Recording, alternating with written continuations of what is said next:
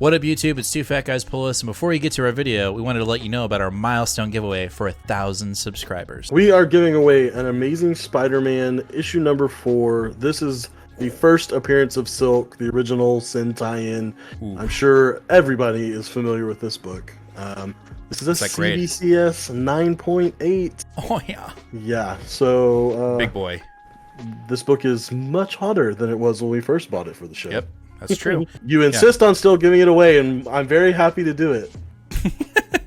You can tell that he is not. But anyway, we are giving this away when we hit 1,000 subscribers. Kick-ass, key issue, first appearance of Silk, is someone's going to win this book. So go ahead, hit that subscribe button, and let's get to the video, shall we?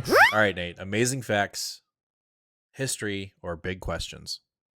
History. Of course. History, okay. History. Of course. What is the original or the origin of taxidermy? It should be easy. Origin of taxidermy? Mm-hmm. You know what taxidermy is, right? Like stuffing of animals after they're dead? Mm-hmm. What is the origin of that? Yeah, like where did it where do you think it started? Not where, but when, how, what? It's a lot. Egypt times. Very good. Mummies. Oh. Yeah. I wasn't thinking that. I was just thinking about their obsession with cats. No, mummies. Well, yeah, people are animals too, but I just wasn't correct thinking about it that way. No, I know. Well, okay. That's why I asked. Gross. Yep. Okay. Start the show. Sure. What up, YouTube? It's Two Fat Guys Pull Us, and today we have a new comic book day video for you for the week of March 22nd. And it's a big one. I mean, it's not like gigantic. It's not beefy, right? But it's a nice steak, you know? It's a nice little strip of steak. Some good. There are some really fun books this week. I don't think there's one that I'm kind of like, you know. I think they're all pretty solid. I would agree. So let's get it started. Let's do it. All right, let's talk. Okay, well, never mind. I take that whole statement back. That entire statement back. And we've got Amazing Spider-Man issue number 22. The previous issue was slated as we're finally going to figure out what Peter did to piss off MJ so much. And I felt very.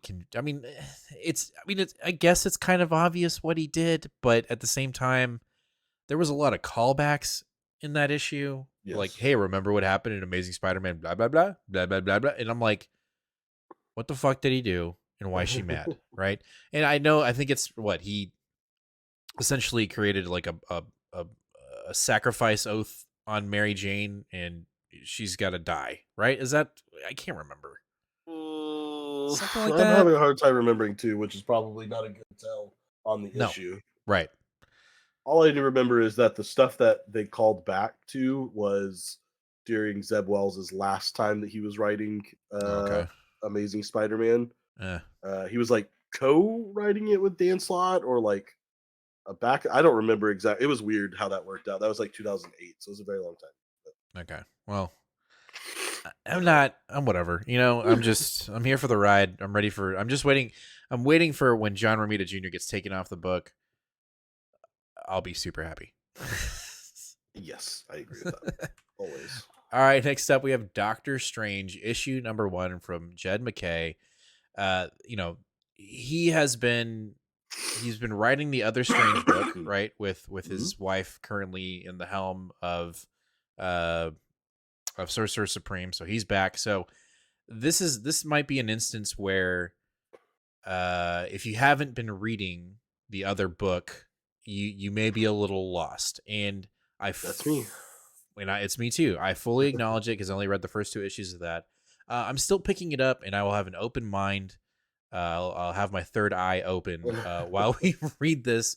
But this Alex Ross cover is absolutely stunning. You know, stunning. It's just stunning. But you know, I am looking forward to it. I do enjoy Jed Mackay, and you know.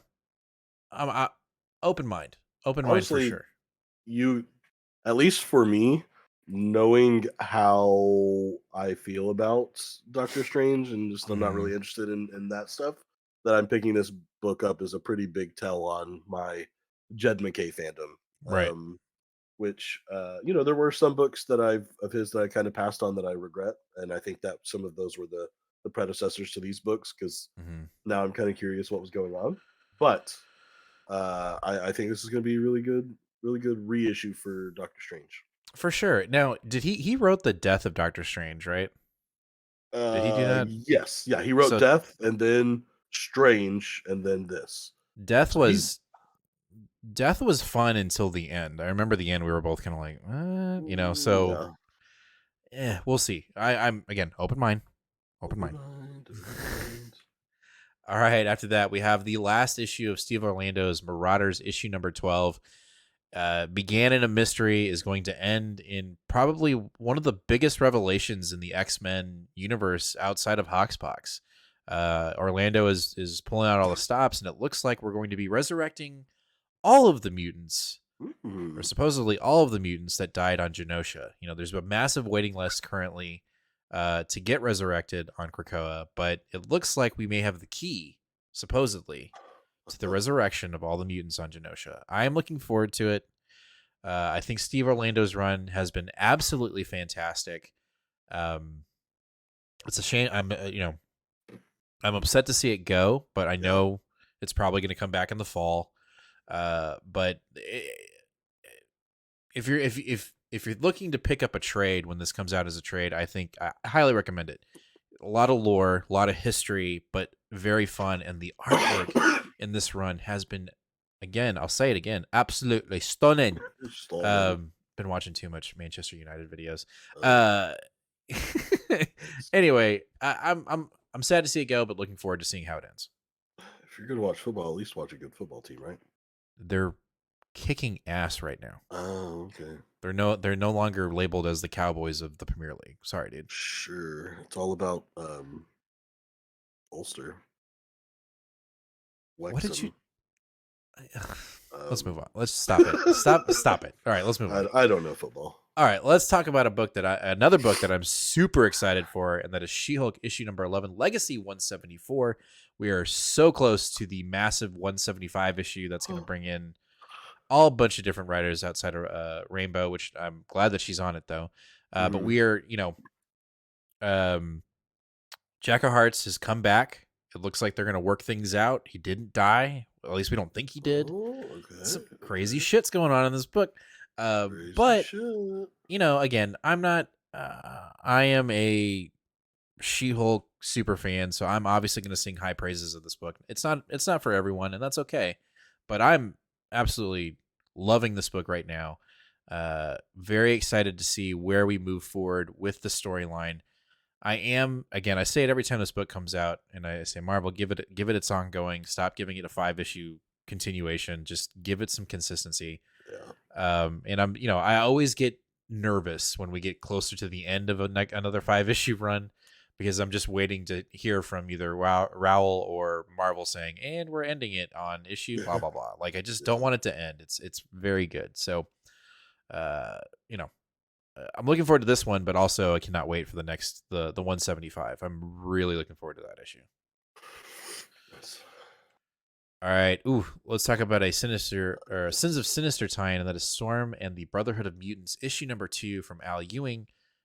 We are jumping 100 years into the Sins of Sinister. We just got done with the second issue tie-in that's dealing with this 100-year jump, which I found very enjoyable from Karen Gillan. And I think it's, this is only going to follow up in its greatness with Al Ewing talking about Storm and this space battle that is coming amongst Chimera. Is this still our original OG Aurora? Like, is she still alive? I believe so. Dude, I love that so much. Isn't that cool? That's cool. Yeah. This book has got, it's 1 and 2, right? And they can switch in between Immoral X-Men and Storm and the Brotherhood of Mutants. I think they're both vying for the number 1 spot. Obviously they don't come out at the same time, but I have anticipation and hope that this will probably outbid our most recent Immoral X-Men issue. I did enjoy it a lot, but I think this one's going to take the cake this week. Nice. Hey, I'm interrupting the video. Do you know why? Because I have something very, very important to tell you. I know you know about our sub giveaway goal of 1,000 subscribers when we give away this. I know you know about this one because we talk about it all the time. But let's talk about when we hit 850 subscribers and what we're giving away then. When we finally hit 850 subscribers, we're giving away this. A CBCS rated 9.8 retail incentive Green Lantern #1 with Jon Stewart on the cover. That's right, at 850 subscribers, we're giving this bad boy away. So make sure to smash that subscribe button, ring that bell, and give us a like, and let's get back to the video. All right, let's jump over to DC, and we started off with Batman Superman World's Finest, issue number 13. This is the beginning of a new arc. Where in the world is Metaphoro? Is that how you say his name? Metamorpho.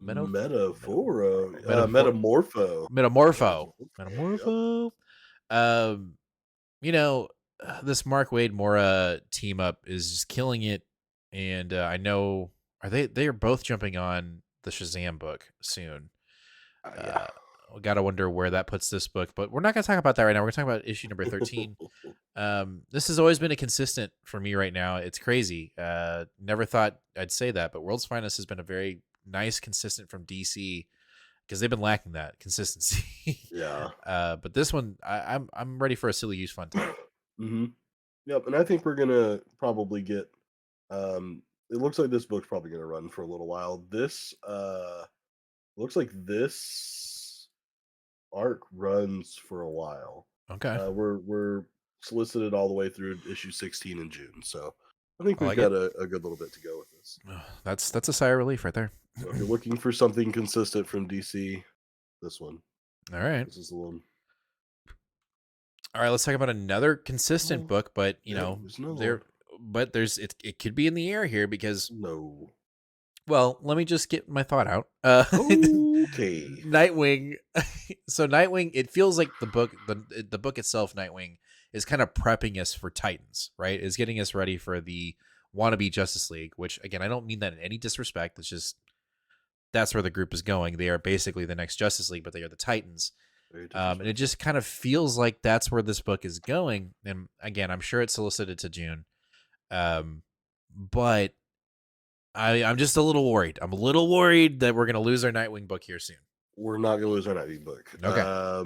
Tom Taylor just tweeted out. Someone tweeted at him and was, we've got a lot of issues. Like, when can we expect an omnibus? And he was like, yeah, we're not anywhere near done with this run. Like, talk to me about omnibus maybe when the second one's done. So like they're going for a while on this. Yeah. I mean, I know Tom Taylor is DC's boy. Like he's the golden child right now. No Bruno Redondo on this issue, but it is Travis Moore who has done a lot of the fill-in issues on this run, which have been good. So I'm interested. I think this is going to be another Titans heavy Nightwing issue as we establish kind of what's going on with the Titans being involved in Bloodhaven. Right. And there's nothing wrong with that. I quite enjoy that. I will say my hope for there to be a love triangle between is it a triangle or a square? Because I'm actually adding another person. So there's Batgirl. Yep. There's Nightwing. Yeah. There's Starfire. Yeah. And then I don't know what's the name of the Wonder Woman what's the name of her? Wonder Girl. Is it Wonder Girl? Let me find out here. Let's just get it out. It's Donna Troy. Donna Troy, yeah. Donna Troy. Not well versed in any of the relationships outside of maybe Starfire and Batgirl. So I don't know if that's even a thing. But I don't know. And you don't think so? I don't know. There's been so many different versions of Donna Troy that I get so confused. Well, I just think it would be hilarious. Like just having a slice of life moment here where like just Dick's like, I don't know. I don't know what to do. What I do with my hands. You know what I'm saying? Like, I just think that'd be funny. I doubt it. Anyway. Yeah. All right, let's talk about. Damn, you know what? I retract our consistency line here because there are 3 really good DC books coming up this week, and that is Dawn of DC's Superman issue number 2 from Williamson. Issue number 1 was my pick of the week last month. It was great. It was fabulous, and when we got our annual or whatever that issue was, where Superman literally was figured out or grew, or not grew, but gained the ability to instant transmission himself across the galaxy and then got warped into a black hole into the Phantom Zone. Mm-hmm. Like at that point, I was like, well, shit, man, he's too OP. But it kind of looks like that's not going to be the case in this run. I think there are going to be villains that are going to be able to step up and take Superman to the task. At least I love this cover. This cover looks sick. This is a great cover. I don't know. What Williamson is doing currently has got me super excited. I know we're only 2 issues in, but there's some genuine excitement and a safe feeling with a DC book. That's really odd to say outside of, World's Finest and Nightwing. Well, and I would say that Williamson's the second best creative contribution to this book. I would say this is Jamal Campbell's book first. The art on it is just so phenomenal. I've missed him so much since Far Sector ended, and it's been quite a shame that we haven't gotten more Campbell art in DC. Yeah, no, I totally agree. And then is this a excuse me, is this a new character? Is this a it is, yeah. So I Marilyn think Moonlight. The previous issue was a what do they call it? We haven't done this in so long. It was a cameo, and this I guess would be technically a first appearance and cover appearance. And there is a really cool character design that if you're into that thing, there's a character design variant that if you're chasing, it's there. All right, let's jump over to our independents. We're going to kick it off with Boom Studios Grimm issue number 9. Issue 8 was so tasty. Nice. We're finally getting some answers, but we're also getting more questions, and the book is just firing in all cylinders. Stephanie Phillips is doing a great job. Again, there was one little blip where we're kind of like, wait, where are we? But after that, it's been smooth sailing, man. We are killing it right now. Yeah, this one, the story's been really interesting. We're obviously Jess is going to be forced into her role, whether she wants to be that or not. And it's just, I don't know, we've got a lot of compelling characters here, but like the world that Flaviano's kind of put on the page too has been super enthralling. Like it's a lot of like dark, deep colors like you see on this on the cover. But it has a whole world that just even when we're like on Earth, it feels very sinister, very dark. I would agree. I mean, with what we're dealing with, where people aren't able to die, even though they've been like cut in half, or their guts are spilling out, or they've lost their head, or they don't have a heart. Like, this has just been a gritty, awesome book. And I didn't really know what to expect, but man, it has been fulfilling, an unknown expectation for sure. Two things quickly about this book. One, it's our favorite word. This is the penultimate issue of the second arc. We'll have another break after issue 10. And I was browsing through the covers, and guess what friend of the show is having a guest cover on this one? Marco Cicchetto. Cicchetto, friend of the show. God dang 1 of 25. But it is again nice. Absolutely stunning. Great cover. Stunning. I might have to try if you are a Cicchetto fan and you like to collect his work, that's definitely something to look out for. I agree. All right, next up from Boom, we have a new number 1, and that is The Neighbors. I read the solicitations on this one. It seems pretty freaking interesting. I don't know if it's up my alley, but I'm picking it up just for the sole reason because we have a rule on this channel. If it's a number 1 and it's from Boom Studios, you got to pick it up. Even if you don't read it, put it in a Mylar and just sit on it. And then one day you'll be on CBR and, oh my gosh, Boom Studios Neighbors is coming to Netflix. You're like, yeah, cash, So, yeah, besides that, obviously... The Neighbors, Boom Studio number 1, we got to pick them up. This is horror, so that's going to add a little bit more excitement to me too.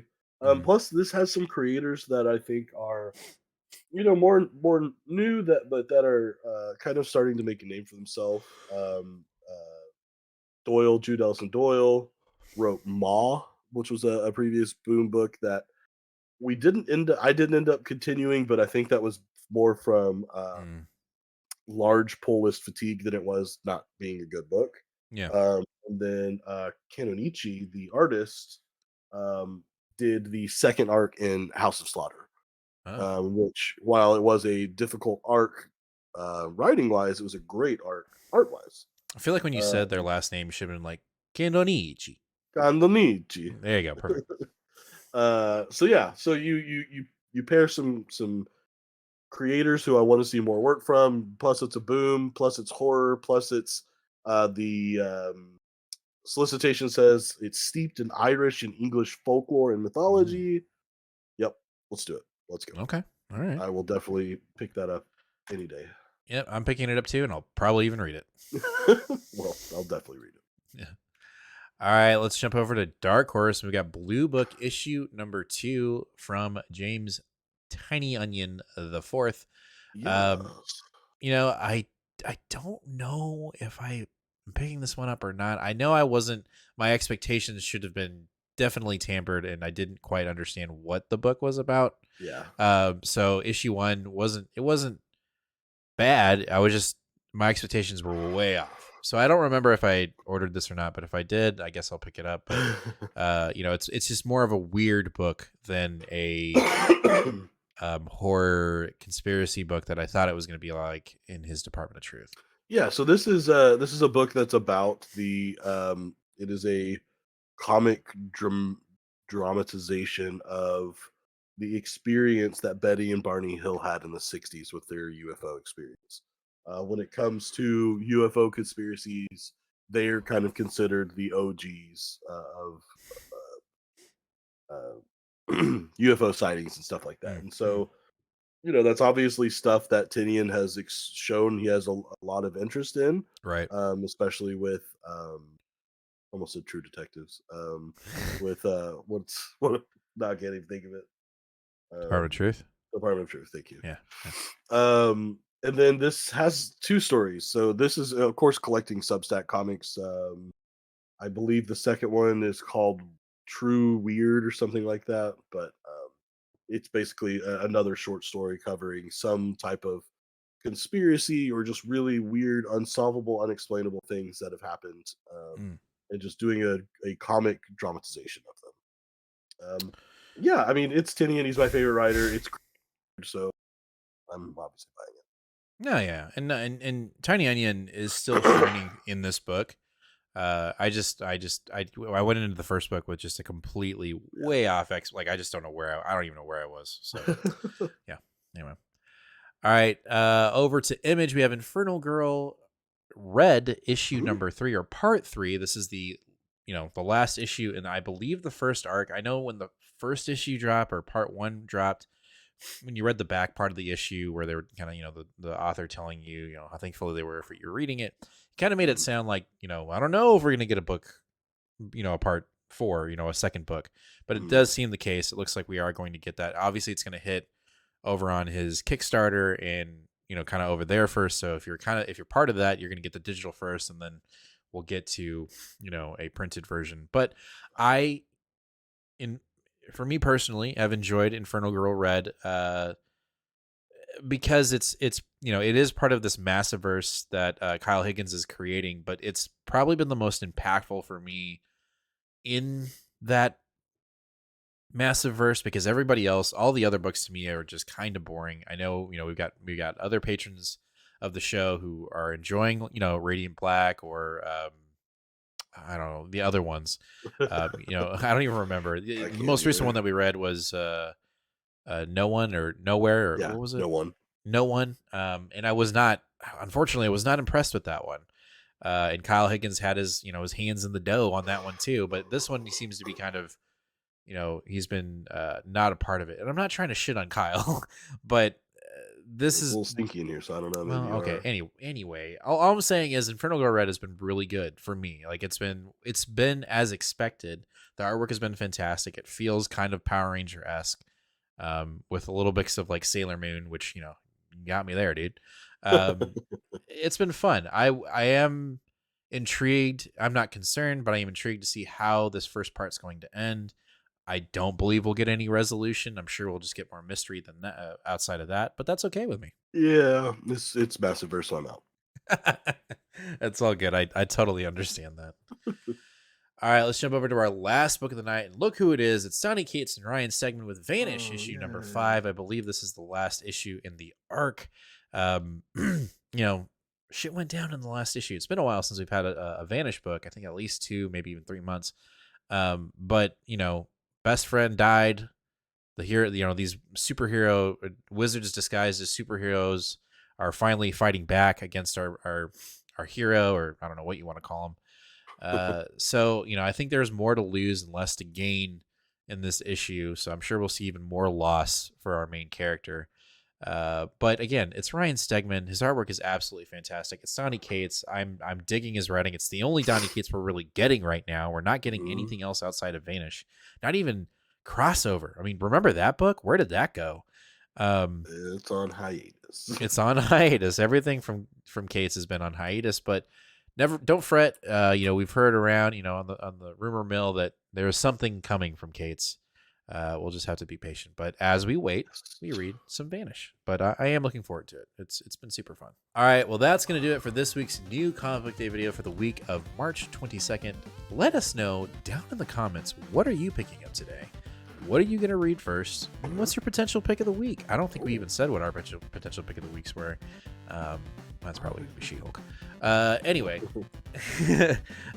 Also, let us know down in the comments, is there anything that we missed? I'm sure we say that every week, and you guys let us know, hey, man, you might want to check this out, or hey, you missed this, or why aren't you reading that? Let us know down in the comments, obviously, what did we miss? What do you want us to read?